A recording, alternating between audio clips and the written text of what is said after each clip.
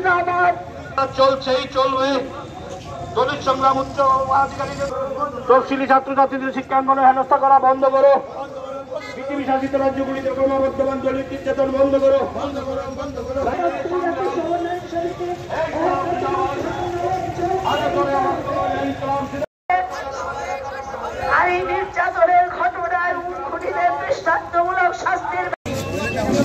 সারা দেশে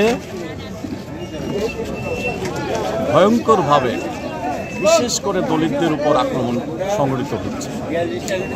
এটা সুপ্রিম কোর্টের বিচারপতি ওই হরিয়ানা আইপিএস অফিসারের উপর উত্তরপ্রদেশের এক মন্দিরে ঢোকার জন্য এক বৃদ্ধকে তার প্রস্রাব চাটতে হয়েছে জিভ দিয়ে, মন্দির পরিষ্কার করা হয়েছে এবং আরএসএসের নেতা ঘোষণা করেছে আর কোনোদিন মন্দিরে প্রবেশ করবে না। এরকমভাবে অনিকেত নামে এক যুবক তার জন্মদিনের কেক পালন করেছে বলে তাকে ভয়ঙ্করভাবে আক্রমণ করে খুন করেছে। এইভাবে একের পর এক ঘটনা বাড়তে শুরু করেছে।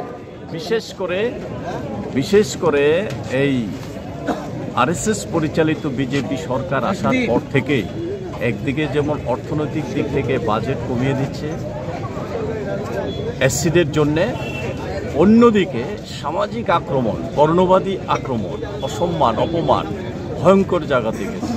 তাই আইপিএস অফিসার আত্মহত্যা করতে হয়, রোহিত ভেমুলার মতো বিজ্ঞান গবেষক ছাত্রর আত্মহত্যা করতে হয়।